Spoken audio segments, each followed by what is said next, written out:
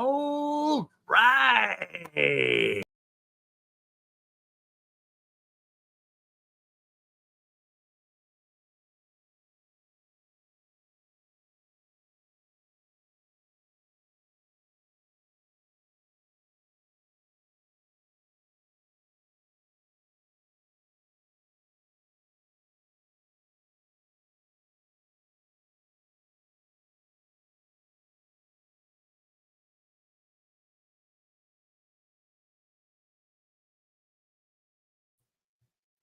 Do do do do do do do do do do.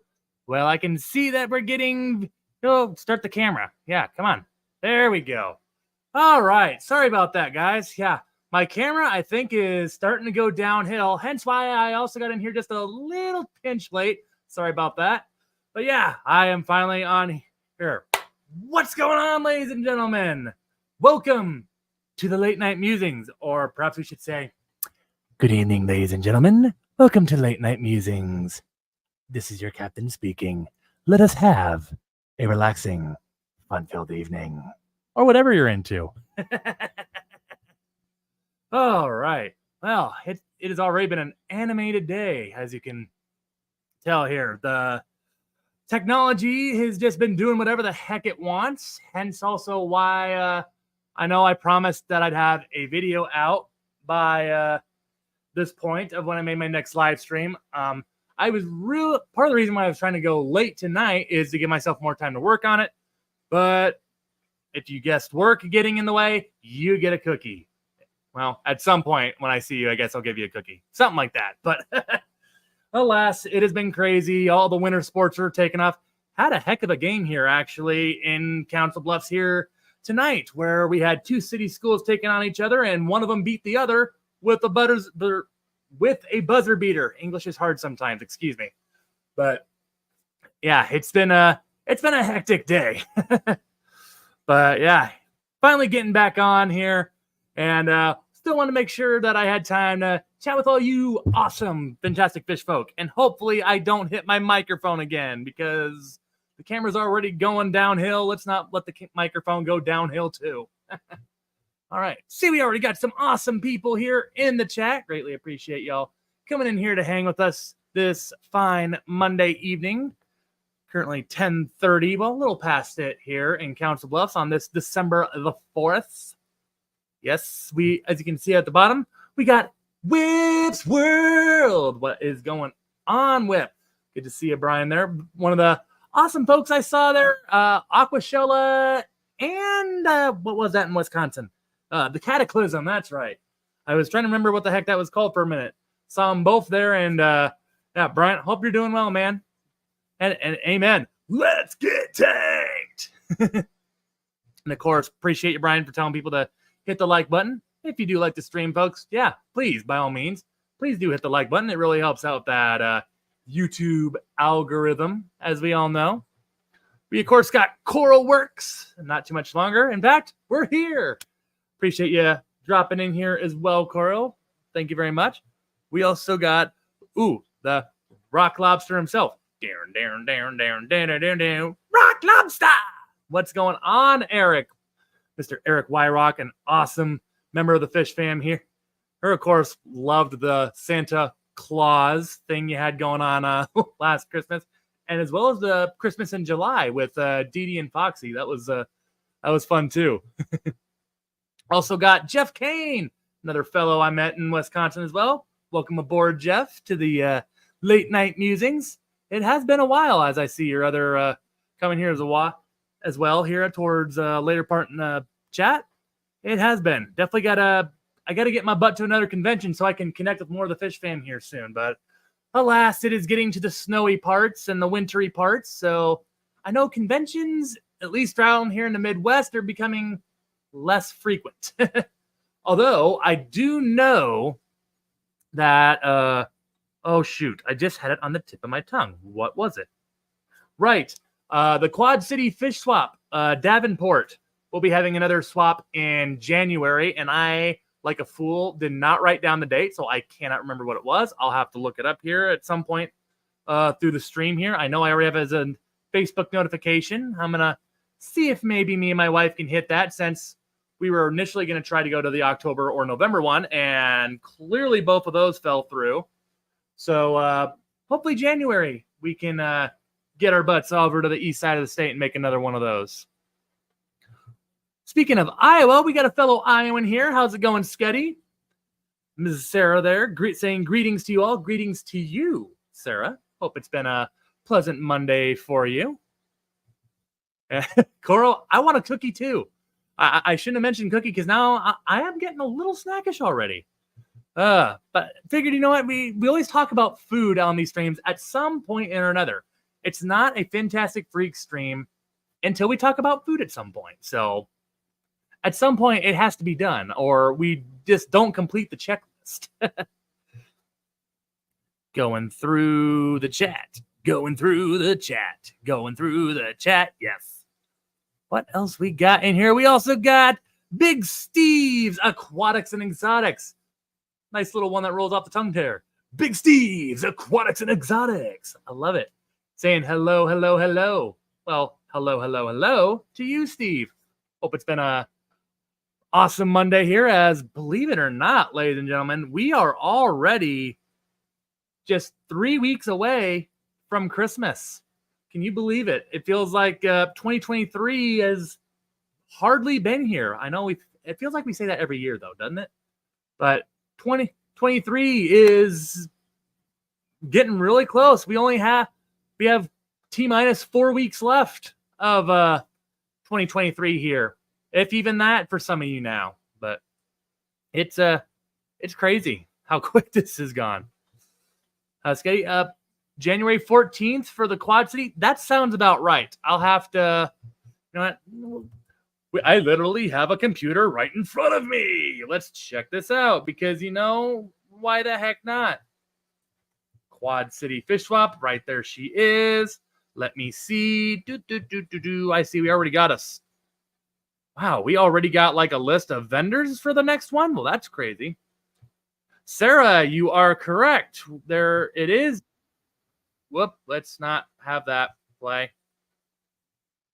So yes, the Quad City Fish Swap is indeed on the 14th. Good call, Sarah. Very good call. I know they always start at noon. They go till 4 p.m.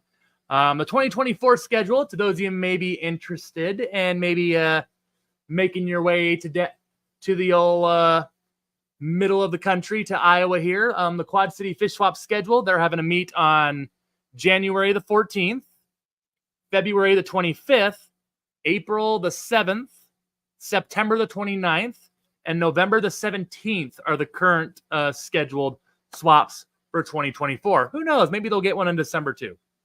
I would lean towards not, otherwise they usually let you know well in front ahead, but yeah, already got a big schedule for the will that stop playing? Good Lord. But yeah, already got a big schedule for 2024. Definitely going to make at least hopefully a couple of those. For sure one of them. If I make January, then yeah, might make one in the winter, maybe get one in late spring, early fall again. And yeah, wife and I are also hoping to hit one of the Aquashellas next year too. So hoping to get out to more conventions this next season than we did this year, for sure. Because this year, yeah, we did Wisconsin, we did Omaha, we went over to Des Moines, and actually, earlier this year, too, we also went to the Quad City. So, other than that, we didn't do a whole heck of a lot. One of the awesome moderators, Matt, a.k.a. Mr. Liquid Zoo Only Fins. Good to see you, Matt. Welcome aboard. Speaking of awesome moderators, a second one here. We got the Fish Fam link. Salutations, Fish Fam. A cheerful evening to you all. Welcome aboard, Fish Fam, of course. Looking. Cookie, I guess I got to run to the counter, right? Oh, no cookies on my counter. We do have cake, though. For some people, though, cake is even better than cookies, though, right? All right, what else we got going on in this amazing chat of ours? Dude, Jeff Kane. Hey, absolutely, man. If you can make one of those, let me know, and I'll make it a point that for at least me to get there. I know my wife's schedule doesn't always line up with mine, hence part of the reason also why I don't make as many swaps. It's a lot more fun on these swaps when my wife is able to come with me. That, and she also kind of keeps my spending habits in check. So she's kind of my safety net of like, okay, you bought this, and that, and that. So she puts things in perspective. The put it in shorter terms. She's a nice little reminder of like, hey, you already bought all these mangrove roots. You also bought those rummy noses at Wisconsin, as well as the Cardinal Tetras and some angels. How many things are you going to place a bid on again? Definitely a nice person to have along to make sure I don't go too crazy. Stephen P, 2003, Aquatics. What's going on, Stephen? Good to see you, man. Awesome stream here earlier. Didn't get to catch too much of it as the late morning through pretty much all the afternoon was very hectic for me. But as always, those of y'all looking for a good stream right there, 4 p.m. Central Time. Good one right there, especially if you're looking to get your knowledge up on plants and such. That's a good one to hit. I know a lot of people here in the chat here and a lot of our replay crew that I know comes through frequently already checks out that stream a lot, which is awesome. Steven is more than deserving of it, of course. Hey, Eric, I like that even better. It's not Stephen P, Stephen VIP. I love it. I love it. Going through the chat. Eric, what the? Sweaty Cheese was Rico's name in college? Well, I would explain why he's a Bears fan and absolutely hates the Cheeseheads then, right? I wouldn't like being called Sweaty Cheese either, right? That's great. That's great. Yeah, I don't think there's one in May either, Sarah. Let me double check that again one more time.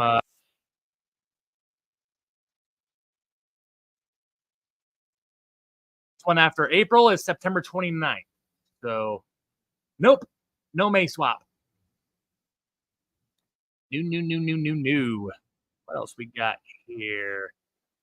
That is true. Mrs. Freak did pick up some things as well. She, I think she bidded on some loaches, which are still doing quite well down here in our 125 angelfish community tank. Although, actually, I split some of them up because some of them, I already had a good chunk of bottom dwellers in that tank there. A couple of them were looking like they were going to get beat up there maybe by one of the plecos I had in there. So we got some of them out of there. But yeah, got a couple of them, moved them into some other tanks here. But yeah, they're all doing well. I think she got zebra loaches, actually. Yeah, zebra loaches. Because I got the sand tiger loaches. That's right. Both of which almost look very similar to each other. Can sometimes probably tell the things apart sometimes. And yeah, don't worry about it, Jeff, because nor is mine. Believe me, nor is mine. Yes. So, not really much to update in terms of like fish room progress because of work-related topics here. But alas, getting a little bit closer here. English is hard for me this evening. A lot of a temporary backup plan until I'm able to get my hands on a new 75. For those of you out of the loop here, I know a lot of you already know, so I'll make this quick. But obviously, one of the 75s I came back with from Eldora, one of its center braces went kerplunk as I was trying to bring it into the house here. Hence, unfortunately, and the glass is not really thick enough that I would be afraid to fill it up because it'll probably bow out. And as much as I have shopped around to get a replacement brace across the center for the tank, I have not had much luck with that. So I'm thinking the 175 that center brace broke, probably just going to sell it off as a reptile tank. I guess if any of y'all are in the Midwest here, somewhat in a reasonable drive by your standards to Council Bluffs here, let me know. Perhaps we'll come up with a deal. But thinking I might end up just going to get another 75, maybe even a 60 breeder. I don't know, whatever better deal I find first. But in the meantime, the Exodons haven't done terrible in the 55, so I'm thinking I might upgrade the Amazon so I can get the 38 out of the way here. The 55 then will be taken off its current stand and on a double stand that we'll build later here, as I mentioned, and get the ball rolling because I got that 185 bow front. I think it's time to get that thing rolling here too, which I think I've said like 2 dozen times here and have done sweet nothing with, really, for the most part. But at the same time, yeah, think it time to get some more of the projects in motion here, and it's been taking a lot longer than I really wanted it to finally get the ball rolling on this. But alas, slowly but surely, the ball is moving. Ooh, Jeff, I like that idea. Yeah, we should get Stephen P to come on over to one of these quad city swaps. He'd love it. Honestly, a lot. I don't know anybody in the fish fam that wouldn't like it. I mean, really, it is a really, really cool swap with a wide variety. You want shrimp, they got shrimp. You want live bears, they got it. Angelfish, discus. I mean, when I went there, they had 4 different species of puffer. They had a red eye, they had Amazons, pea puffers. Somebody came in with like 4 5-inch Mabu puffer, which was nuts. Like sold within the first half hour of the swap, hopefully to a proper aquarium, of course. But also just, I mean, some dude brought in arowanas. Another dude had like freshwater eels and freshwater stingrays and goldfish. I mean, literally, you go to this Quad City fish swap, I mean, you want aquascaping stuff. They got plants, wood. They got a little bit of everything. I think there was even a couple of saltwater vendors there. I mean, there's all sorts of good stuff there. Well, I mean, again, Stephen P., there's a swap, multiple Quad City swaps all throughout the year. One more time on that list. Oh, hold up. Things being stupid. It went off my schedule. Why did you go off my schedule? Why did you do that? No. Here it is. There it is. So to those of you that missed the swap schedule earlier, the Quad City swap, which will be held in the Golden Leaf Banquet Center in Davenport, Iowa. To those of you curious about the precise location, the dates, the nearest one is January 14th, of course, 2024 speaking. Followed that, it'll be February 25th, April 7th, September 29th, and then November 17th. That is the Quad City Fish Swap schedule for 2024. And it is truly something. It is something really cool. Stephen P., I'm telling you, like me, Stephen, Jeff, like, I don't know. Shoot, maybe we need to mess around and get Peplin and Foxy down here as well. Maybe get Kenny E over here as well. Oh, along with, I mean, we need to get all sorts of folks over here because I tell you what, it's something that I think still gets very undermined. It's a huge swap with lots of, with a lot of different selection. If you don't find something at this swap that you like, you're not trying. Simply put that. I came home with like 3 different species of angelfish. I came home with what else did I call? Oh, a goldfish because my wife saw a fish that she absolutely had to have. I came home with some rainbows to add to my 240. Was that where I got that? No, the Oscar was Des Moines. What? I got something else there, but I can't remember what it was. Oh yeah, some of the plants that you see in the 540 here got from that as well.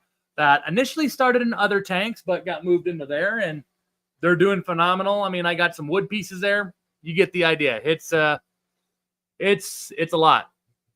Yes, Stephen P., the Quad City Fish Swap is in Iowa, Davenport, Iowa to be precise. Davenport is on the eastern side of the state. Like it's almost like it's basically kissing the Mississippi River almost. I mean, it's literally almost right on the Iowa-Illinois border. Now, Sarah, you got to be careful with those words because I know. So I have an aunt and uncle and cousins that actually live in Davenport, and there are some people in Davenport that do not like to be called honorary or basic Illinoisans. But yeah, it is very close to Illinois, Moline specifically. I mean, yeah, you're literally like maybe a 15-minute. Davenport is maybe a 15-minute drive from Illinois. It's not far at all.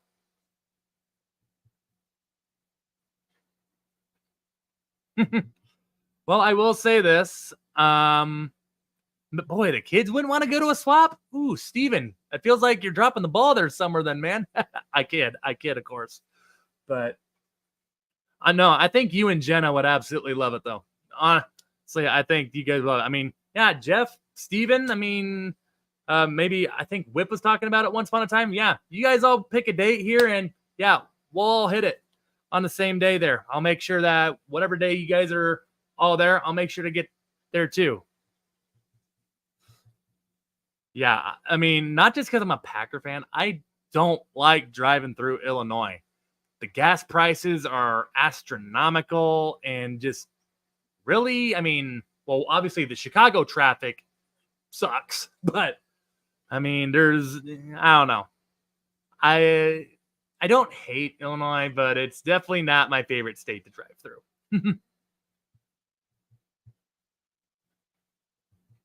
Oh, you tried to force a high. Well, then maybe they just haven't met the right fish yet, Steven. And maybe you got to look at what fish you have introduced them to and which ones you have not.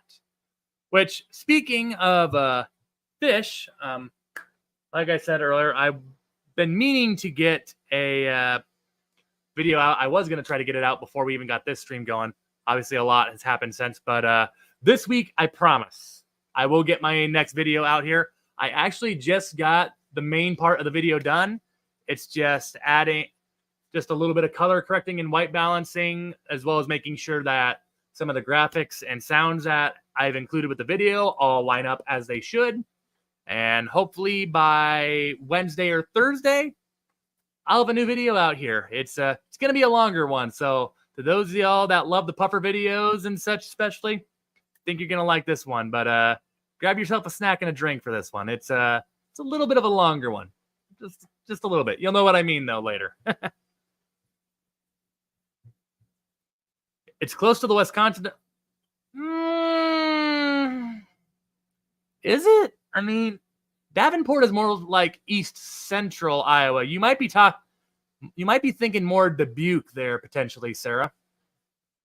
Unless you're talking about a total city that I maybe missed in a previous comment, which in that case, I apologize that I have no idea what I'm talking about.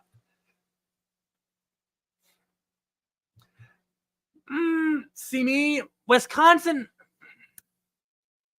without saying a lot, because I do love lots of parts of Wisconsin, but Wisconsin Dells to me is just okay. Like, it's very pretty. Don't get me wrong. Don't get me wrong. I mean wrong. There is a lot to like about Wisconsin Dells, but the one time me and my wife went to Wisconsin Dells, we didn't hate it, but we definitely didn't love it either. I mean, there are some really beautiful things to see there, like the Witch's Gulch, which apparently you can only see by buying a boat tour ticket now, which is a load of crap, if you ask me. It's kind of like that with a lot of things. They used to have a thing where you could just drive up to it, I guess. The amusement park, Mount Olympus, we went there, did not have the best experience because they didn't let us know that some of the rides were not going to be open. And at a certain point, it's just... I mean, yeah, I know a lot of theme parks don't do it, but yeah, it's just, I don't know. Wisconsin Dells is okay. I didn't hate it, but I sure as heck didn't love it either. In terms of the Disneyland of the Midwest, me and my wife would probably prefer Branson. That's me. I like Branson. Silver Dollar City, Dolly Parton Stampede. I mean, just all sorts of stuff there. I mean, the Branson Belle Steamboat. Lots of things in Branson that absolutely love. I mean, Silver Dollar City by itself, you could spend multiple days at. I mean, the theme park, the shops, Marvel Cave, not to mention Springfield, Missouri ain't too far away from Branson either. And they got the, I think, fantastic caverns there, like one of the only 2 caves in the whole Western Hemisphere that you can actually drive through. It's, I don't know. To me and my wife will pick Branson over Wisconsin Dells any day of the week. Me personally, though. Love Wisconsin, but the Dells was very mid for me.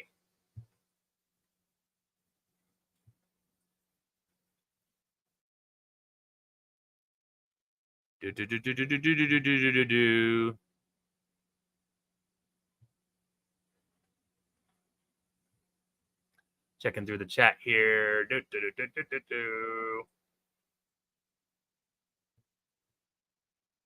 I read that as Wisconsin delis at first. I mean, there was a deli-like place we went to that actually wasn't too bad. Where was that? It was somewhere. No, I can't. I think it was La Crosse, Wisconsin.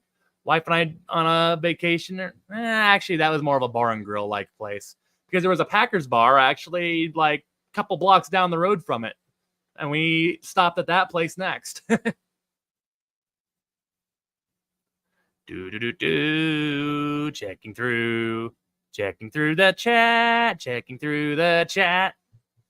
Yeah, Skitty, I like caves too. The only problem is myself being 6'4", caves don't always like me. I find myself, it's very rare, but there have been a couple of caves where me and my wife, we've explored some caves and I've almost had to get on my hands and knees before.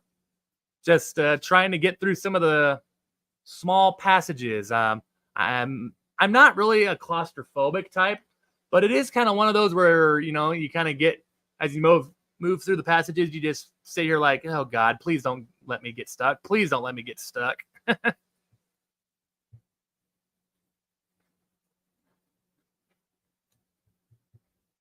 Hey, there you go. You know what, Jeff? You and Sketty sometime ought to come to Council Bluffs, Omaha. We can go to a couple of stores around here. Maybe even hit a couple of the nearby Iowa stores as well. Oh, do a little fishcation or something like that. I don't know. Stephen P. heading out there. Wish I could stay, but I'm exhausted. Got to say goodnight. Totally understand, Steve. Even Mondays take a lot out of us all, I'm sure. Have a good one, man. Appreciate you stopping by, though. Stay fantastic.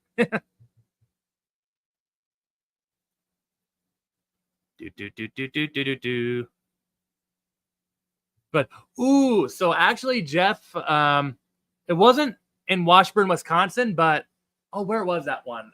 Decorah. Decorah, Iowa actually had a small ice cave. It almost seemed more like a pocket in the side of a cliff there yet, but you could actually walk through it if you had the proper gear. See me, I only go in caves if I have a tour guide because I ain't gonna go in a cave by myself. No. That's not something I'm into. Again, I'm not the claustrophobic type, but I'm also someone where I'm also like, as much as my wife likes to hear certain stories on Reddit, I hear way too much crap about people getting lost sometimes, including caves. And I don't want to be one of that population. No, thank you.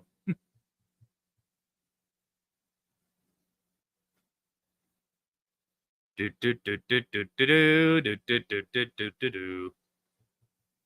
Coral, that's exactly what I'm talking about. I've heard way too many stories of people getting stuck while on frequently spunked and explored caves with good maps and still getting stuck in, yeah, that being the end. That's exactly what I'm worried about. And like I say, with me being 6'4", I mean, I get caught in a certain spot there to where I can't move. I'm not gonna lie. Yeah, that's gonna freak me the heck out. So I am not about that. No, thank you. I will pass on that. As you said, yeah, terrifies the heck out of me. Let's see here. Tonight's drink of choice, ladies and gentlemen, hot chocolate. Woo! Emphasis on the hot. Wow. That dang thing's been sitting for a half hour, and that thing, wow. Yeah, I just burnt my tongue on stream. That's amazing. Should have got a water too, I guess. Ouch. See, Coral, with a guide, I'm okay. Because at least if there's a guide, I would feel some comfort in knowing that, hey, if God forbid I did get stuck, at least there's someone that knows. Like, I don't have to scream my lungs out just to have a prayer that no one knows that something's going on. There's someone right there to where at least I know that they know what's going on and where I'm at. I don't have to worry about, oh gosh, is anyone ever going to come down here? Like, something like that. At least then I can take comfort knowing, like, okay, worst case scenario, at least someone's down here to where someone can at least attempt to help. And if they can't help, well, then that's when I panic.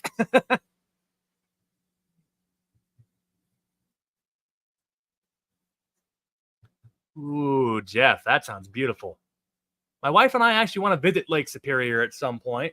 We saw Lake Michigan at multiple points. Obviously, one in Chicago, because of course the Great Shed Aquarium is right on the shores of the Lake Michigan. And then, of course, we sailed on Lake Michigan on a visit to Milwaukee before we headed back from the Cataclysm earlier this year. It's yeah, one of these times we almost actually drove to Lake Superior on our little drivecation tour. We were just kind of going all around Iowa, Wisconsin, and parts of eastern Minnesota. We were that close of going to Lake Superior. We were thinking of going up to Duluth to see part of it there, and we decided against it. We decided to go see some other things, but somewhere down the road, definitely I'll have to go check it out.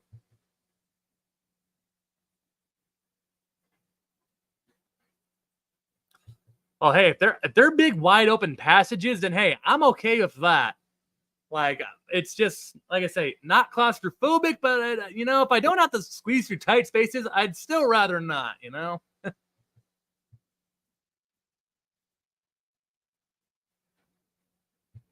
Oh yeah, Coral, I've heard about Nutty Putty Cave. Absolutely, I've heard that story too.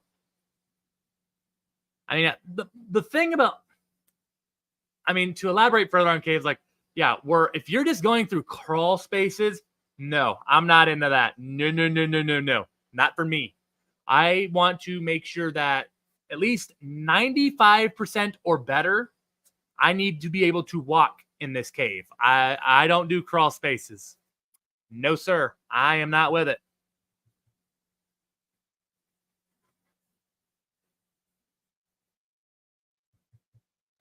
Beta and Guppy Gal, I've been watching these cave traps recently. I can't believe you're talking about. Your ears must have been ringing then.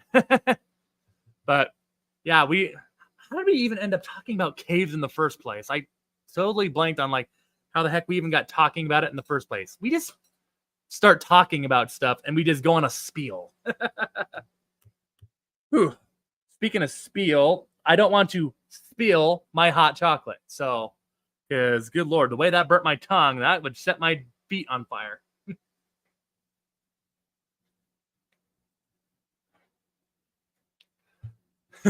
Oh, really? Jeff does enough crawling around for work. I trust he wouldn't take us in a crawling cave for fun. Yeah. Like I say, crawl space caves, like what you said earlier, like the Nutty Putty. No, thank you. Yeah. No, thank you. I will go anytime with a tour guide in a cave that I can walk in. Like if I have to duck down to clear, some stalactites,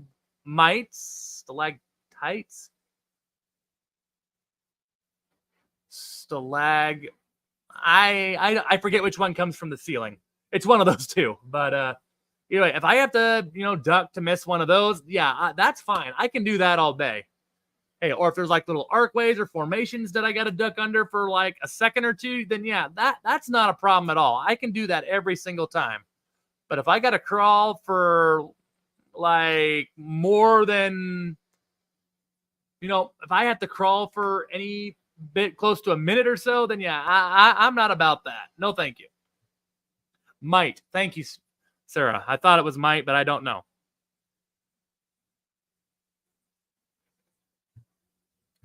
Yeah, I always try to remember that, but then the tour guide always has to remind me. It's like stalagmite or stalactite. I don't know. It's hard to remember those. Why did they have to make them sound so similar, right? It like just separate the words. Like this is a ceiling pole. I don't know. Like this is a ceiling drop. This down here is a floor tripper. We call it a floor tripper because if you don't watch your step, they trip you. I don't know, something like that. But hi, Foxy's here. What's going on, Roxanne? And we were actually talking about you and Brian here about a few moments ago about one of these times we need to get together and make a Quad City fish swap one of these times. Well, then again, I won't talk too much because I think I've talked with you about, but I don't know. But do do do do do do do. Oh, hey, Bunny Viper, how's it going, Ivy? Good to see you. Do do do do do do do do. So, okay, so stalagmite is the ceiling. All right, no, tight to the ceiling. Tight to the ceiling. Oh, that's right. Tight, stalactite to the ceiling. Stalagmite trip on the floor. There you go. Sounds good. All right, is that hot chocolate any bit cooled at all? It is not. It is not. Can confirm. Hotter than the devil yet. Woo! Feel like I need to put an ice cube in that. Serves me right for putting it in a thermal cup, though, I guess. To quad or ice cave? To the quad, of course. Yeah, the Quad City swap, not to the ice caves. I don't think that Brian and Foxy would be down for too many cave explorations. Then again, I might be wrong because I mean I do know that Foxy does like naturally beautiful wonders and such, of course, much like a lot of us. But ah, I am on the ACC network for some reason. Why is that video playing on my computer? Go.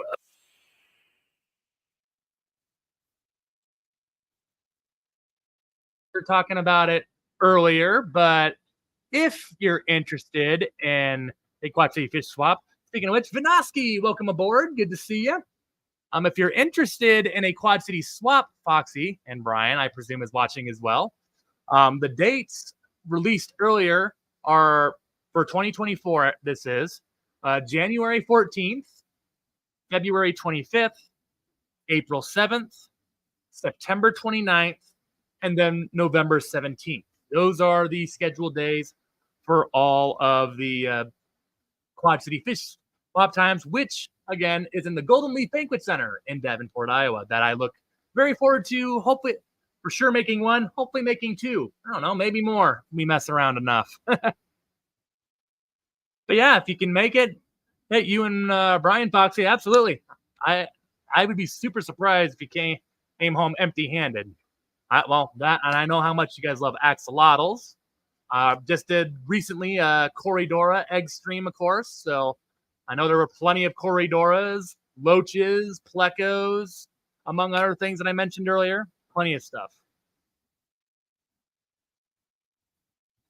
Oh, of course. Peer pressure. I need like a graphic for that. Peer pressure. No pressure, but peer pressure. Right?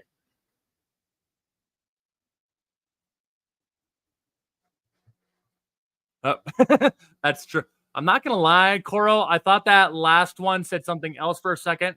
You know how my mind is, but I agree. They should be named Stalag Trip and Stalag Duck. That is very true. That actually would that be enough. See, that's what I'm talking about.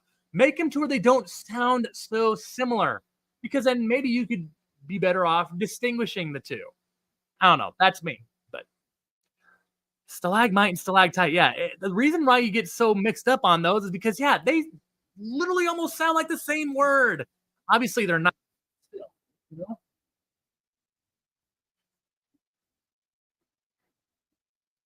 Yeah, it's kind of where we're at too, Foxy. I mean, uh, Mrs. Freak and I hope to also make Aquashella Chicago in 2024 as well.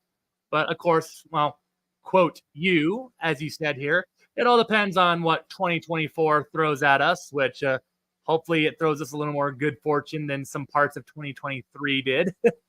We're yeah. It was never too bad. I want to be very clear. None of it was ever too bad, but yeah, there's been some parts here of 2023 that boy, glad are in the past now. I'm definitely glad there are some parts that are in the past now. But I'm thinking I would really like to try to make either January or February work for sure. Um, if maybe March works with everybody. Yeah, there was a March, right? Why does this same video keep popping up on my computer? Go away. Daggone it. Yeah, no, wait, not March. April rather. Scratch March. Yeah, there is no date in March. I can't if I don't know. I think a couple of us were maybe talking April or something. Yeah, that's true. That's the problem with the Midwest, especially Iowa. In January and February, the road conditions may still be very less than favorable. I mean, technically, they still could be in April, especially knowing Foxy and Peplin up there who live in Wisconsin. Their roads up there can be even worse than what they are here in Iowa. Which, so yeah, I'm aware. Uh, Jeff says April is the best option. All right. I mean, yeah, if we all want to meet April, heck yeah, man, let's do it. Yeah, get as much as a fish fam there, and I mean, hey, promote our channels, do a little fish shopping, hang out and such. I mean, I have an aunt and uncle in Port area, so I know the area. Well, not nowhere near as well as I do Council Bluffs and Omaha, but it's not the most bustling city around, but it's not puny. It's not puny either. Yeah, see me, I actually don't mind driving, Sketty. I yeah, you can't look around too much, when you drive, but I've never actually minded driving because always just going to see things, see the country and such, which obviously the United States provides lots of things for us to see. Yeah, about anywhere the heck you drive, except Western Nebraska, because I'm sorry, that place, other than Chimney Rock, is just, ugh. I don't know. I personally ain't a fan. It just seems like a bunch of desert. It's like, huh. I imagine this is almost like what the Australian outback would look like in parts. Just nothing but sand, rock, occasional cacti, stuff like that.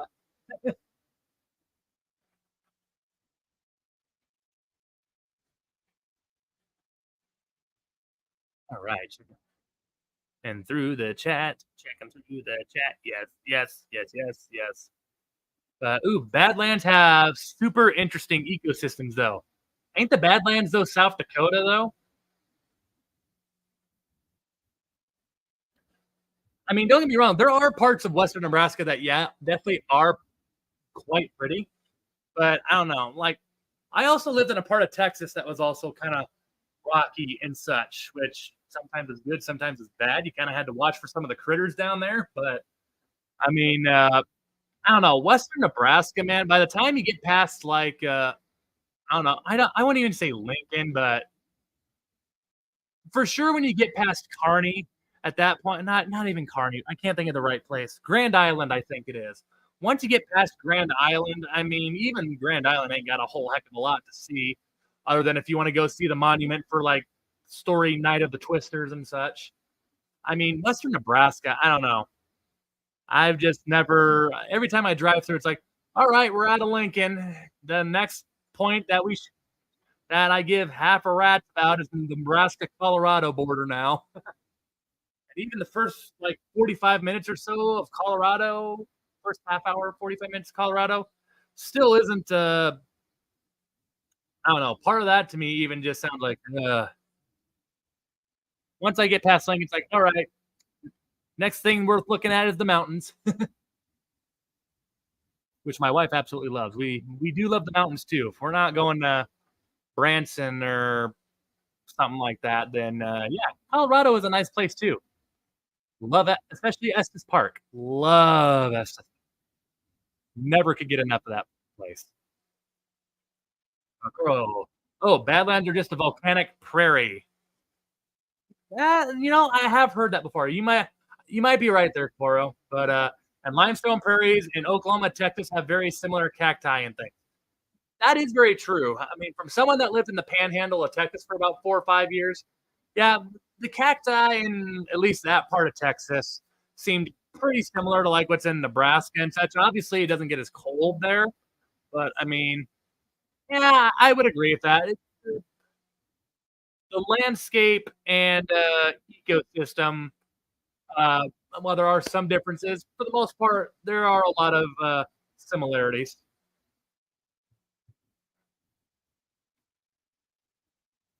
Do, do, do, do, do, do, do.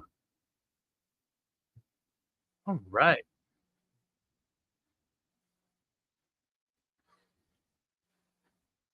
So something I've been thinking about here. I know I brought it up on the channel here at one time, but I've been kind of thinking about it here. As some of you all know, I plan on getting another Oscar with my Bumblebee Oscar, and we all have agreed on the type of Oscar there, what we think would look good. Well, however, on the bottom, as I've said before, I want to get some sort of freshwater eel to kind of swim around the bottom there. Now, for a while, I've been thinking of putting a not freshwater eel. Well, I guess it's technically a freshwater eel. I've been thinking of putting a fire eel in the tank there, but I don't know. Some people, I mean, I've asked them more about because obviously I've never kept a freshwater eel, so I'm kind of trying to collect information before this actually comes to fruition. What would you guys say? A 185-gallon tank. Those of you that forget the dimensions, it is 6 feet long. The peak of the bow reaches 25 inches. The inches are uh, 18 and a half inches. But yeah, I was thinking a fire eel would be super cool because all the freshwater eels, that's probably my favorite, but I also know they're one of the biggest ones. I don't know. Does those tank dimensions sound like it'd be okay for one fire eel, or do y'all think that'd be cramped? Feel free to be brute. Well, don't be too brutally honest with me, but feel free to don't tell. Feel free to tell me what you're thinking.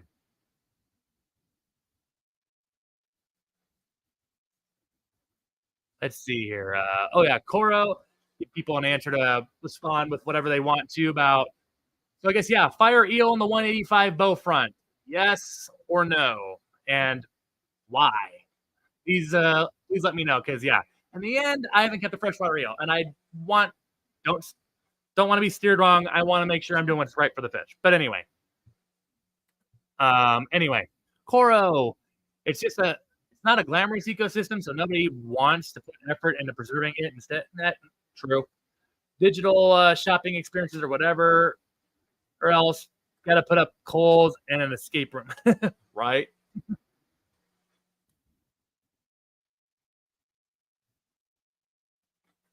Yeah, it's like we don't have enough acres of parking in this country. Yeah, right.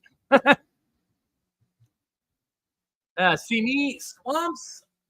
I've also visited Florida twice, Jeff, and I don't know swamps. No, I got to tell you, swamps. I feel uneasy, and it's not because of the gators or the snake. Well, okay, it's partially because of the snakes. I do not like snakes. I'm just throwing that out there. I do not like snakes.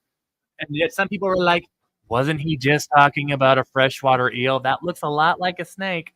True, but it's not. It's not a snake. And honestly, I'm not going to handle an eel, so it eliminates the issue. But I don't know. Swamps, I'm not all too big into those. Those landforms make me feel uneasy. Something about it.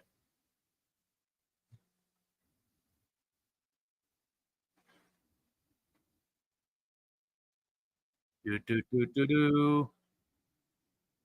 Yeah. Oh yeah, you never see those dudes in a huge tank. Yeah, fire eel.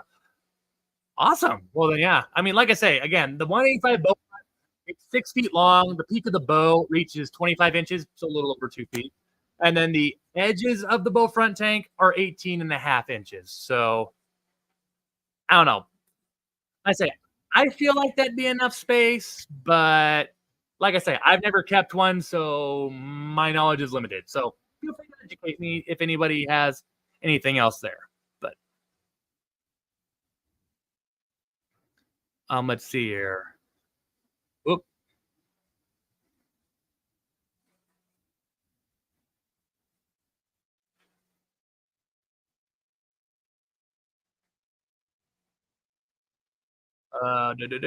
let's see. Big Steve, I'd keep the fire eel and get rid of it if it outgrows the tank. That's one way to do it. Parting with the fish is hard. See me? Knowing me though, if that were the case here, I wouldn't get rid of the fire eel. I'd probably just go off and build another tank for it, or just buy a tank for it. But I mean, I also know that what those fire eels grow at least like what they can get 3 feet or so, 4 feet. I know they get super long.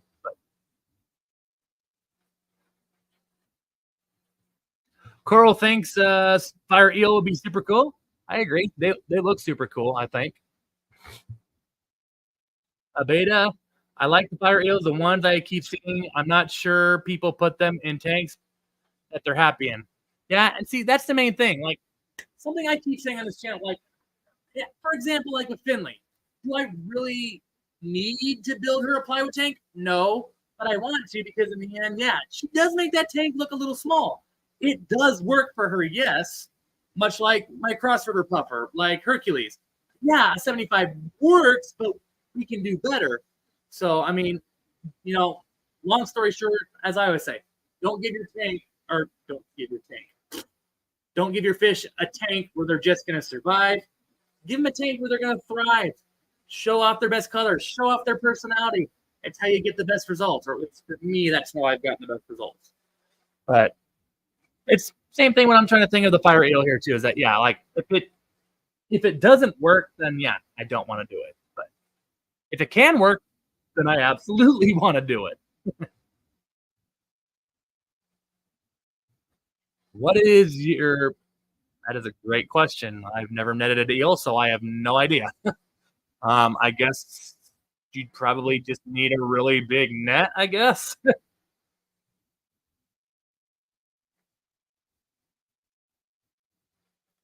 What do you do when he inevitably escapes and climbs in to another tank, etc.? That's also a good question.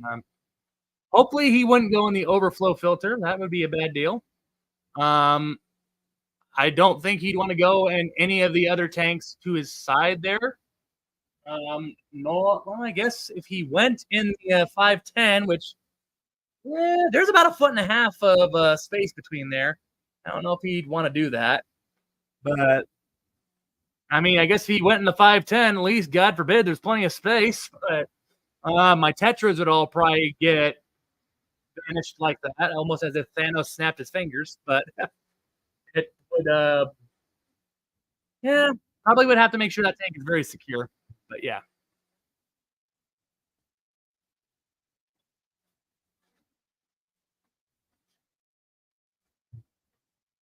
Hmm. I know fire eels get huge. Yeah, so do I. I'm not sure quite how huge, but yeah.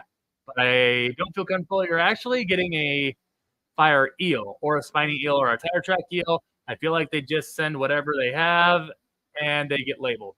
I've noticed that sometimes too. Like some of the like Asian based puffers, even like the Palabai or the leopard puff or the target puffer. Some of them I feel like just get labeled just to be sold for whatever, and without people actually fully looking on to like, okay, yeah, for sure, this is what it is, you know. But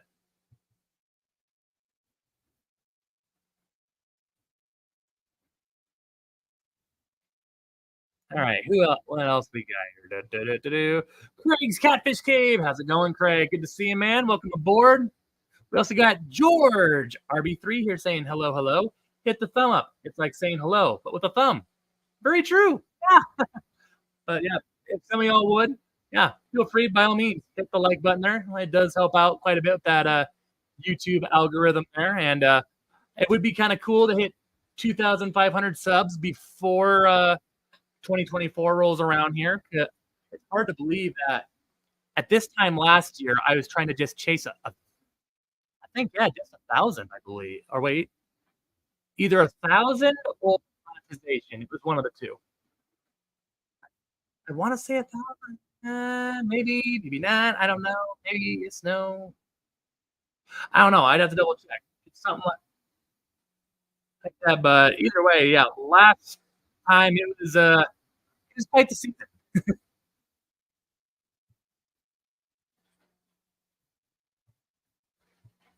Going through the chat. Going through the chat. Yes, yes, yes, yes, yes. Okay, so fire eels. Jeff Kane here. Jeff, thank you for that. Says typically about 3 feet. Okay, so yeah, that's a big one. That's definitely a big one for sure. Who else we got here in the chat with us here?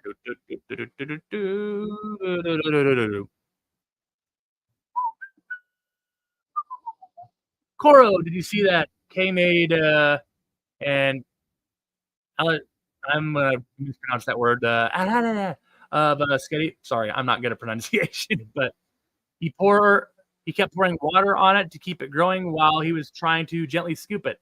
I did not see that, to be honest. I'll have to go back through and or wait, that short Q made maybe. Yeah, you're not K. You meant Q. Shoot, I. What can I say? Sometimes my pronunciation just is horrid. But no, either way, no, I have not seen it. I'll have to go back and check it out though. What else we got here? Big picture, little fish. Skitty. There you go. Get you the cool ass fire eel on tire and toss it in the monster tank if it ends up needing it. I don't mind and grow. I don't mind growing out a fish and rehoming it later on. I don't have anything that I'm attached to. See me like, yeah. The whole reason why I got this puffer is because I also knew that I had a plan that could. Well, I had a couple of plans, I guess. If a friend wasn't able to sell me a plywood tank or some sort of tank that would fit him for the long haul, then yeah, at some point I was just gonna have to build it. And then yeah, chances were that yeah, Finley's build would probably be at least a year or two off at this point. But fortunately, all things worked out as I was hoping it would, and yeah, the rest is history as you see behind me. So it all worked out in the end. But I don't know, like especially my puffers. No, I'm not gonna lie. I mean, I don't get like super attached to them. I mean, don't get me wrong. Like there are some fish here that after they have died, or some later on when their time does come. Don't get me wrong. There's a little bit of a strike. Like I, uh, I don't even want to think of what it's going to be like when it comes for Finley. Hey, I don't want to think about that though because I only had her for about well, I've had her for a little over 3.5 years, so she's probably like 4 years old right now. I'll give or take because very early March would mark 4 years since I've had Finley, and obviously they don't. I don't think they sell puffers until they're at least a couple months old at this point. And I know that the puffer that when I bought Finley, she was in the store for at least a month or two. Said the keeper, so yeah, she's not 4 years old yet. She's got to be right on the cusp of it. There are some fish down here that, yeah, like my black ghost knife in the 240. Like that's the oldest fish actually out of anyone in this fish room right now. I've had that black ghost knife now for 5 years plus. I'd have to look back on like some past, like on my Verizon phone cloud or something, because I know I got a photo of when I initially got it. But yeah, that black ghost knife, I've had him for a long time. He survived hour-long move from when I moved from Atlantic to Council Bluffs, which again was about an hour's drive. He survived the trip in a bucket, then into the 75, and then later homed in the 240. I mean, it was kind of nuts. But that guy's been through a lot, and he just keeps on hanging on. He's probably another one that when the time comes, we'll strike. But I don't get attached to most of my fish, but there are some down here where, yeah, I'm not gonna lie, I'm attached to some of them down here. All right, what else we got going on in the chat here? Ooh, Coro. My uncle had a tire track eel climb out of a tank, go down the stairs, and eat the fish in his other tank downstairs. I don't trust eels anymore. That is, I'm not gonna lie, that would tick me off, but I'd also be kind of impressed. Like, what the heck, man? Just going down the stairs and eat the fish in the other tank. That is nuts. Wow.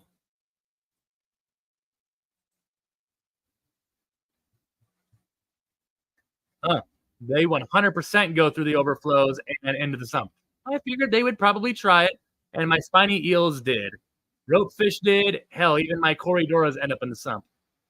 It's part of the reason why I also don't have a sump here currently. But since the tank came with an overflow filter, I don't have much of a choice because I don't want to just have that thing, sticking out in the tank and just have it be there for sweet nothing. I feel like that. I feel like that'd be kind of silly if I did that. But oh no, that's me. Ugh, excuse me, guys and girls. Woo! All right, checking through the chat. Checking through the chat. Yes, yes, yes, yes. What else we got going here? Ooh, I'm kind of falling behind here in the chat, actually. Let's see.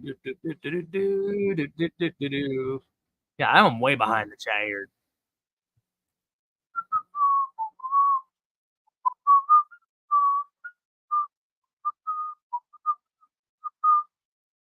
Goodness gracious. Yeah, I really fell behind.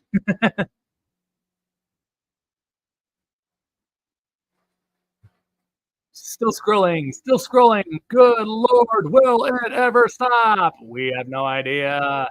There we go. I finally got down there.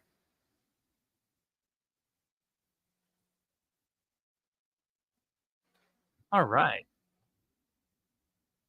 Very good.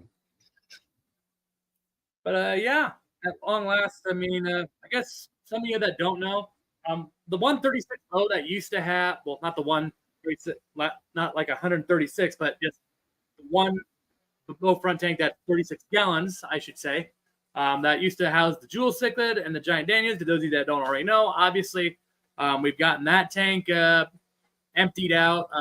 It's just a matter of me getting off my butt and getting it out of the fish room, moving it up into a shed I have out there where it's not climate controlled, but it does protect it from a bit of the winds and some of the precipitate and well, all precipitate for that matter. But it's not a heat or cool controlled or anything. But alas, it'll protect it from some of the elements out there, which would be nice, I guess. But whew, man, oh man, I am suddenly getting really, really tired. And I don't know why. Ugh. I feel like I'm making everybody else watching the stream yawn too because I'm going crazy on the yawns.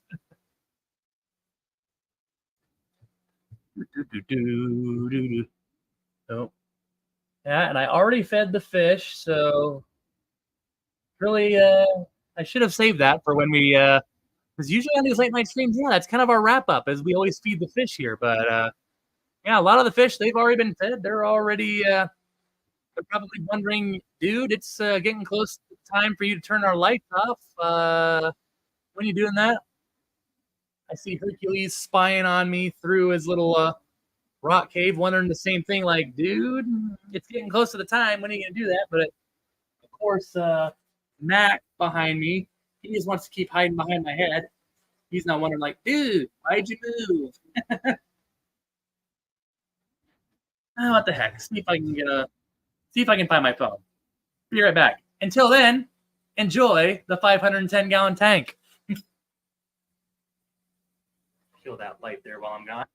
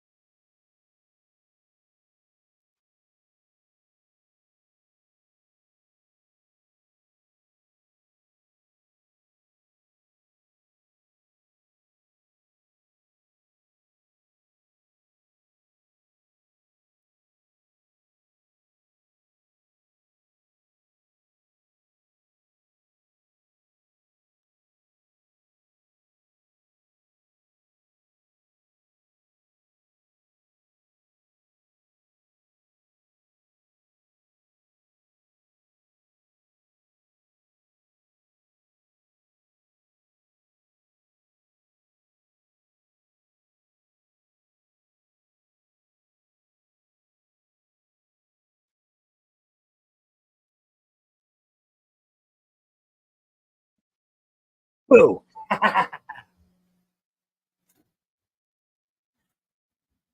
Whew. I have no idea where I put that stinking thing down at. Oh well. Oh, like I said, they've been moved up. I found the phone. I put it on top of the 50. No wonder why I couldn't find it on the coffee table. Oh, good lord.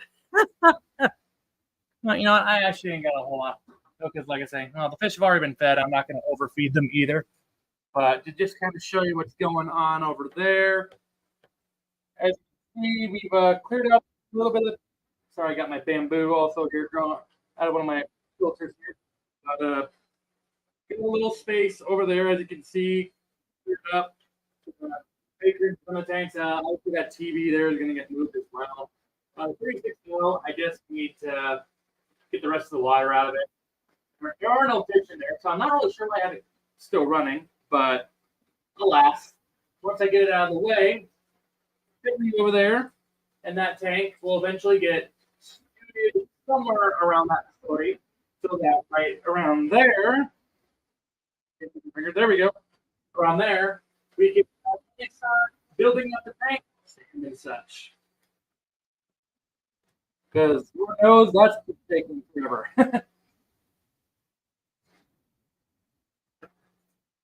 All right. Whew. Let's see here, man. It is about 20 to midnight here, and I'm getting a little sleepy here, guys. So let's see here. My hot chocolate finally cooled down enough for me to drink. Whew. Barely. Barely, but I guess it works. Oh, speaking of which, look who's just joined us. Mrs. Freak has joined the chat, ladies and gentlemen. Another awesome moderator joining the party. Welcome. Hello, wife. Everybody say hello to the wife, who's also one of the moderators here, of course. Steve, yes, I do still have the Cross River Puffer. He is down here. Go ahead and put the camera down. We got Hercules. Oh, hold on. I'm going to skip it.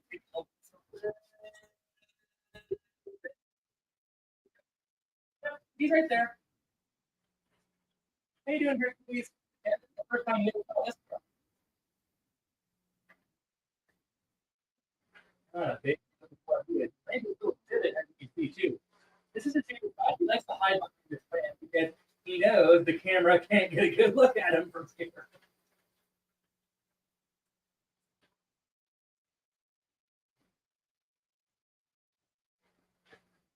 Also can tell that he's gotten smart with how to work the meat out of the clam shells with minimal biting on the actual shell itself.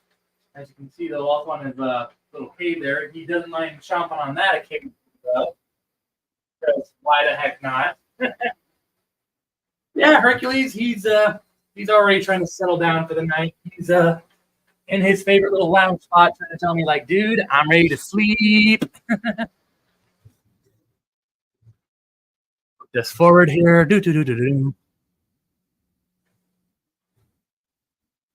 Going through here. Everybody's showing love to the wife. Appreciate y'all. I'll say thank you on her behalf, her, of course. Kalish, how's it going? Don't think I said hi to you yet here tonight. Welcome aboard. Let's see here. Coral, well said. Well said. Thank you for enabling and supporting Austin's addiction. Thank you very much. Great way to put it, too. Steve, so for me, I guess without saying a whole lot, because I don't want to sound like I'm bragging or anything, but because I actually bought him from one of the stores that I actually did a feature video on. So he sold them to me for $500, which is still one of the most expensive fish I ever bought. But a cross river puffer like that, a lot of people could easily sell for 4 digits, like at least double that, probably. I guess it also depends on where you go. They're becoming slightly more common because there is somebody now that is tank raising them, or supposedly they say. Yeah, that's how much I paid for my first one though. When I had Cipher, or you'll remember the little crossover puffer that maybe grew up to be about 3.5, 4 inches before I had a power surge here at the house that he unfortunately succumbed to.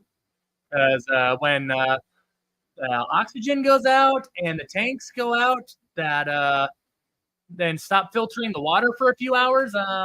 Fish don't like that, especially puffers. Puffers do not like it when a whole bunch of crap gets blown in their water. It it stresses them out. But yeah, that's how much I paid for mine. If you want a cross river puffer though,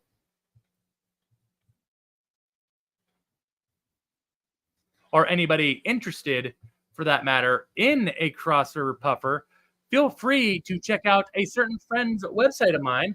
Of course, I am talking about none other than the Fish Fix, which is native right here in Thayer, Iowa.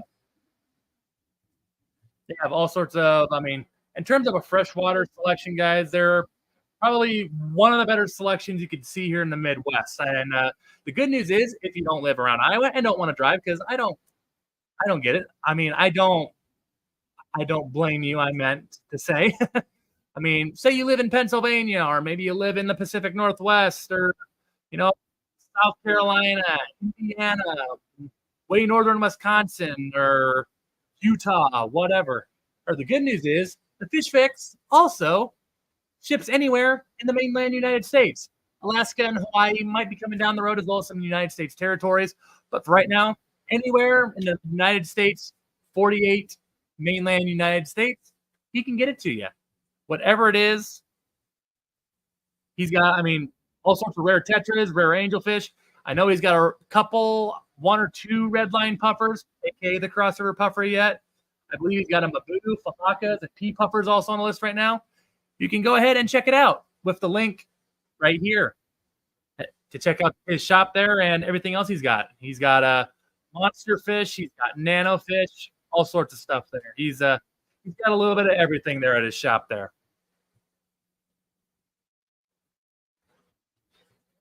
Steve, I guess I personally have not tried to put any tank mates with my cross river yet. Other than I guess ghost shrimp, which he's hunted those down, which should be expected for a puffer. A shrimp is one of the mainstays of a lot of different puffers.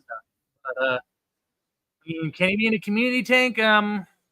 Personally, since a lot of people treat these treat crossovers similar to the Fahaka, I would lean towards, unless you have a pretty sizable tank, probably not. But I guess then again, obviously there are exceptions to the rule. Attack puffers, or like, I presume you mean like also like an ambush puffer for another term of it. No, traditionally they are ones that like to swim around for the most part. There are times where, yeah, they'll find a part and just wallow in the sand for a little bit. But traditionally, they also like to get a good chunk of swimming around and exercise, much more than like, let's say, like a red Congo, or an arrowhead, or a dragon puffer per se, or a hairy puffer along that lines. They're definitely one that would prefer to swim around more versus some of those other puffers that I just listed.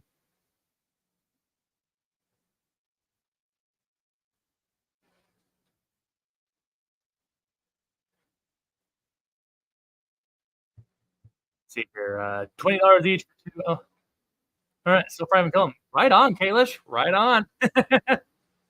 Staying alive, staying alive. Sketty heading on out. Thanks for joining us, Sarah. Always a pleasure having you aboard here. Saying good night, folks, and take care. Honestly, folks, I think I am not too far behind. I am also a bit tired of myself. In fact, you know what? I'm also going to go ahead.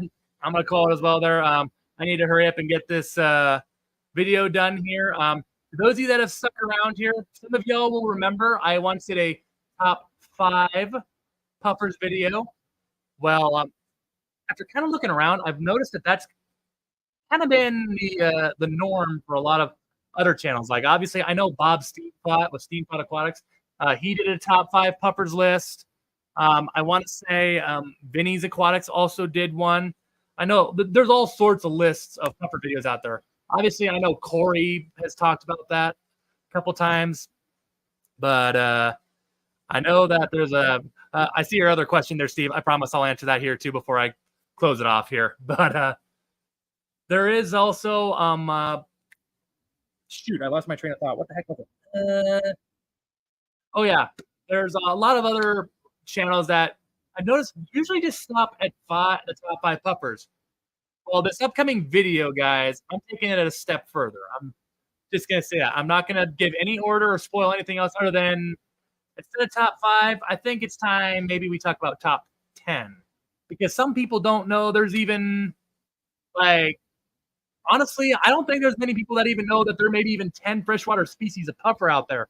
And I can tell you now that yeah, there's even way more than 10 out there. It's kind of crazy because I mean, even now, I'm still learning about all the species out there. There's a species that I learned about just a couple of months ago that honestly I'm wanting to get a tank for so that I can keep it myself here. It's going to be a pretty hard one to find and pretty expensive, but I think it's going to be pretty cool once if I can get around. I got a couple of guys keeping an eye open for it as well as a tank, and yeah, something like that. Kids, oh, not all the puffers because I mean, well, I feel like it'd be impossible to do all the puffers because, oh yeah, we got yeah, you know, stuff like that. I mean, all the puffers. I mean, there's probably freshwater puffer species out there that are in existence that we have no idea about. Like you think about the Congo River, and you know, yeah, the war over there in that area just got done. It's still a very, very dangerous area, but I won't talk too much about that because I certainly don't want to be start talking political stuff there. That's the last thing I ever want to talk about, regardless of what we're doing. But once maybe that area, if it ever does clear up a bit to where maybe we can fish around there a little bit more and explore that sea, I almost feel like that river by itself, there's got to be stuff in there that we have no idea exists right now.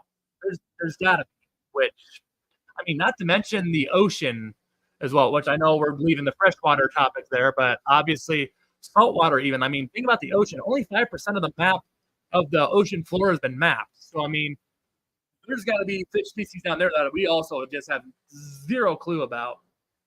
Oh, and I feel like even for freshwater bodies of water, like especially the Congo River, there's got to be. I wouldn't be surprised at all if there's like a puffer, or let alone other fish species there that we literally right now have no idea about. Yes. So the pea puffer or the dwarf Indian puffer, and also the imitator puffer, I think is what you're referring to, Jeff. Something like that.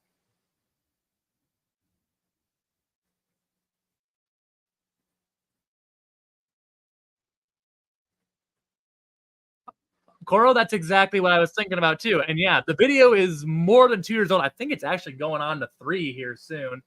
And I think currently my most watched video. I don't remember what the views on it are for. I don't care either. I mean, if they go off and get lots of views, cool. If they don't, well, I still have fun talking about it to the people that do care. But let me see here. Steve, you had a question here, Earl. Here, let me see. Here we go. Oh, what's your experience with red-eye red-tail puffers? Aren't they just a super-sized puffer? I mean, they definitely look different, obviously, given the name, because I mean, pea puffers really don't have the red eyes. They do, yeah. They get more like 2.5, 3 inches before they're done growing. I have seen some people that have gotten red-eye puffers that maybe gotten just a little shy of 4, but that's really, really rare. Usually about 3.5 is where those guys max out at biggest. But I kept them for a couple years. Decided to make room for something else. Not that I didn't think they were cool. It's just of all the freshwater puffer species I'd rather keep. I mean, Mabu, Cross River, Fahaka, pea puffers. Obviously the Amazon puffers. I got the big ear eights yet and the green spotted. It was also just one of the puffers that were I was just like, puffers still take a good chunk of work, and it was just one of them that I kind of put on the chopping block where I gave some away. But then a friend literally had a lonely red eye puffer that said, I don't want it anymore. Would you take it in? So, and had I known that, I probably would have held on to my other 2 red eye puffers that I had initially. so that I could have had three living together rather than one lonely red-eye puffer in a 10-gallon. But yeah, they're cool. I mean, it's another puffer whose teeth grows very, very slow. I mean, you still probably want to give snails just to be safe as frequently as you can. That, I mean, it's nice to keep the puffer's hunting aspects about them. But I personally would say that, yeah, red eye puffers are cool. They're also a puffer that, if you've done peak puffers and are maybe looking to do the next step in puffer keeping and try maybe a puffer that has a few more challenges, it gets a little bit bigger and all that, I think the red eye puffer then, yeah, is a perfect way to go there. Ugh, excuse me, that was nasty. Whoa. Oh, there. You know, we got 8 minutes till midnight. What the heck? Let's make it an hour and a half stream. We got 8, 9 more minutes. What the heck? Let's make it happen, right? Yes, yeah. I think I remember you once talking about the Amazons. The Amazon puffers. Yeah, I got 4 of them in a 38. I I'm probably overdue to give them an upgrade. Hence, one of the big reasons why I got the 75s in the first place. I mean, yeah, I think the Exodons, they're okay in a 55 for a little bit longer until I find it. But no, the Amazons, I mean, that 38, it's starting to look a little crammed in there. Again, I'm probably overdue. I'm probably a few months at least overdue to give them an upgrade. I need to get them a bigger tank, and we shall. Here in the next coming months, we shall. Obviously, I'll definitely have video updates. I don't know. Maybe I'll even do a live stream when we do that, of setting up that tank and such. Because what will probably happen is I'll probably just take water out of that 38 and put it into 75 there as well. You know, just to jumpstart the cycle and such. You know, but something like that.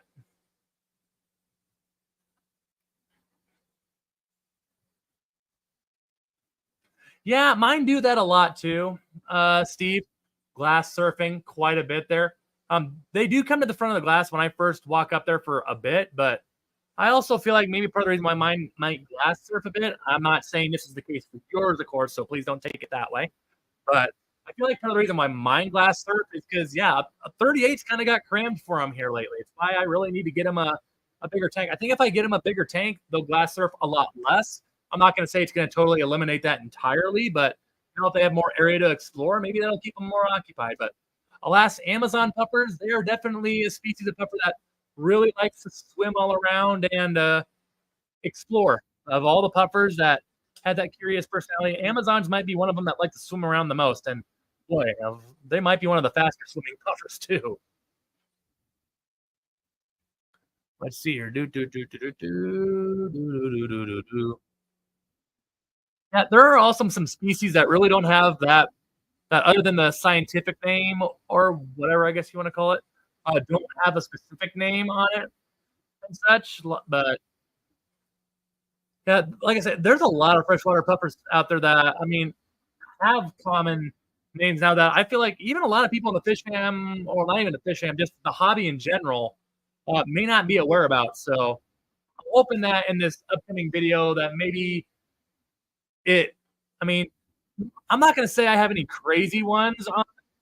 There might be two in the honorable mentions because, yeah, I'm doing the top 10. And then, yeah, there's going to be some honorable mentions, of course, too, in that list. But alas, it's still, yeah, it's crazy to think how many are out there. Because, I mean, yeah, I was one that a while ago didn't even know they existed either. But then once I started looking into it, it's like, oh, wow, there's actually quite a few. And I never knew. But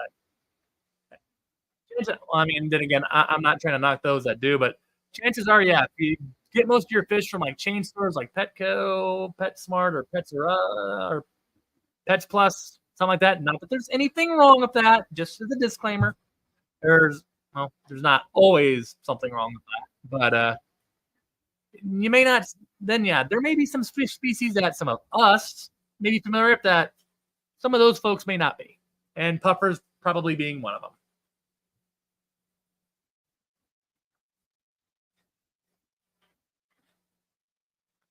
See here.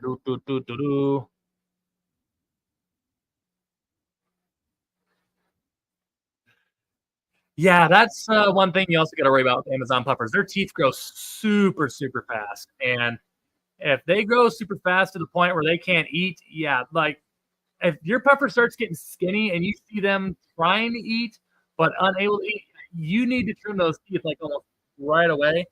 And I know some people have requested me to try to do a video on puffer trimming teeth. I'm not saying never. I'm still also very new to the, I guess, lack of a better way to say it, the art of puffer teeth trimming. So I'm still trying to kind of learn, like, okay, what's the best way to do it? I mean, I will say this: of all the teeth that I've trimmed on a puffer, I've yet to lose a puffer uh, solely because of trimming their teeth. I haven't. I know some people like to put them under a little bit using clove oil. I personally do not do that because clove oil, as a lot of us are fully aware, is also used for euthanizing fish, and I'm not gonna take the chance of putting too much in there when some puffers are like, I mean, some of the cheaper puffers are still like what, 10, $15 a piece.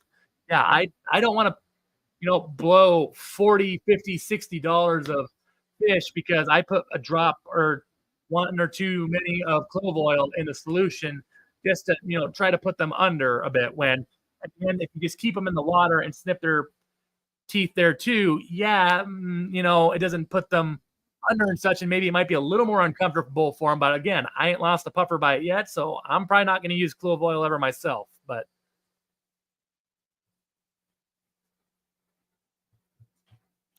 not to say that there's anything wrong with that. I want to be very clear with that there too. Not that I'm saying there's anything wrong. If you want to do that yourself, by all means. If you have a system that works, do it. But me, I'm also just like, clove oil, it does not take much to put a fish under for good. So I personally will never be doing that method. I would just rather hold them firmly, but not uncomfortably, and just get them to the point where I can just trim their teeth with, well, like, say for example, my green spotted or my figure eights or Amazons whenever the time comes. I just get a whole, well, Mike, with a couple of fingers, clean up just so I can keep them in place. Get the, like a little baby clippers underneath them, and boom. Within a minute or two, I'm done.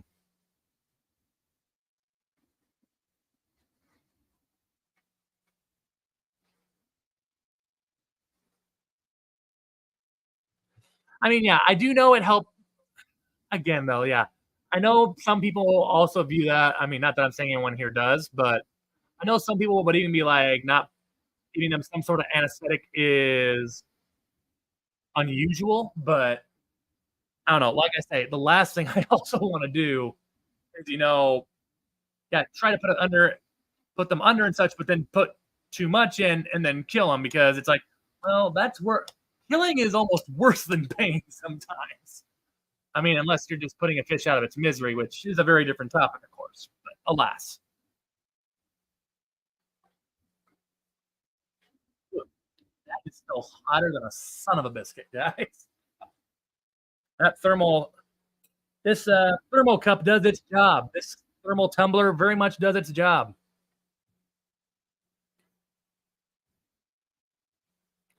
Checking through the chat here, making sure I don't miss any questions. Gets all through. Oh, I see we are seconds to midnight. So, ladies and gentlemen, for real this time, I'm going to go ahead and bounce, probably hit the hay here soon. But want to thank you all so very much for checking in here on tonight's stream here. Again, I promise I will get the video out between this week. I know I said that last week. I will not make a liar of myself twice. Lots of things just been going on, but I will get through this time.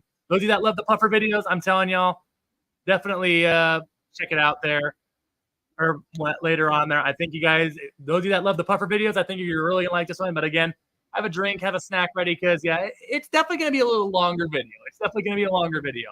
A lot to talk about.